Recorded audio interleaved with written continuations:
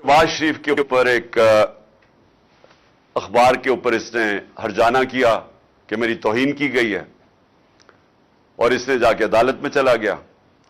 अब शहबाज शरीफ को नहीं पता था कि बरतानिया की अदालतें क्यों, विंस्टन चर्चिल उनके जो बड़ा स्टेट्समैन था उसने क्यों कहा, जब बरतानिया हिटलर की दूसरी जंग अजीम में जब तबाह कर रहे थे बरतानिया को, तो उसने क्यों कहा, उसने जब किसी ने पूछा हम बच जाएंगे, उसने कहा क्या हमारी अदालतें इंसाफ दे रही हैं?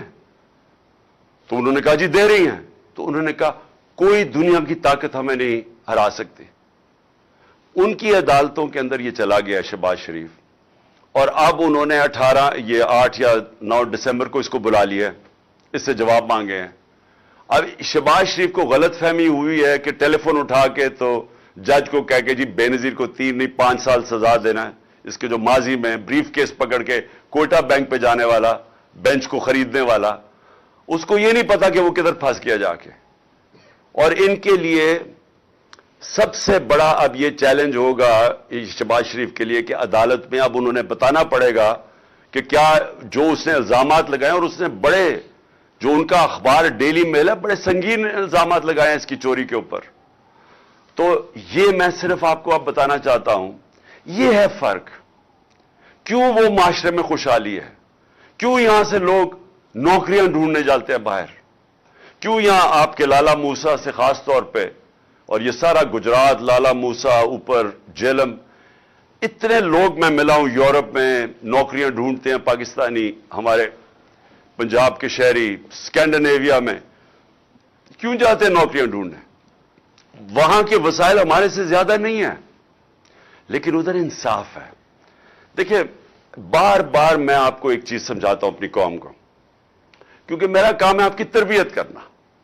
तो जब तक एक मुल्क के अंदर अदल और इंसाफ नहीं है, कानून की हुक्मरानी नहीं है, वो माशरा खुशहाल नहीं हो सकता, वो माशरा आजाद नहीं हो सकता। उस माशरे में जमहूरियत हकीकी नहीं आ सकती, हकीकी आजादी नहीं आ सकती। वो माशरे के अंदर जिधर कमजोर को ताकतवर से कानून तहफ़्फ़ुज़ नहीं देता, वहां जंगल का कानून होता है। वो जो मर्जी आप कर लें, आप अच्छी से भी पॉलिसीज ले आए, वहां गुर्बत होगी। सारी जो जिसको कहते हैं डेवलपिंग वर्ल्ड, जो गरीब मुल्क हैं, उन सब की यही कहानी है। तो मैं इसलिए बार बार आपको समझाता हूं मेरे पाकिस्तानियों, क्योंकि मैंने ये मुल्क देखे हुए हैं, मैंने टाइम गुजारा हुआ है यहां, मुझे पता है। इसलिए मैंने 26 साल पहले इंसाफ की तहरीक शुरू की थी कि ये एशियन टाइगर नहीं बनने लगा पाकिस्तान, लाहौर को पेरिस नहीं आप बना सकते। जब आप अदल और इंसाफ का निजाम लेके आएंगे, यहां की कौम को आजाद करेंगे, हकीकी आजादी देंगे, ये कौम खुद ही इस मुल्क को उठा लेगी। यहां जो बैरून मुल्क पाकिस्तानी बैठे हैं, जो मेरी आज सुन रहे होंगे मुझे, मेरा उनसे इंटरेक्शन है, उनसे पूछे तो सही क्यों नहीं वो पाकिस्तान में आके पैसा लगाते। वो सबसे पहले आपको कहेंगे कि हम इसलिए पैसा नहीं लगाते पाकिस्तान में आके कि हमें डर होता है कि अगर हम प्लॉट लेते हैं तो उसके ऊपर कब्जा हो जाता है और हम कब्जा नहीं छुड़ा सकते। तो हम कारोबार कैसे शुरू कर सकते हैं जिस मुल्क के अंदर हमें कानून तहफ़्फ़ुज़ नहीं देता, जिसमें एक फिक्रा इस्तेमाल किया जाता है, कॉन्ट्रैक्ट एनफोर्समेंट नहीं होती। जब उस मुल्क में हमारी सरमाए की हिफाजत ही नहीं होती, तो हम कैसे उस मुल्क में पैसा लगाएंगे?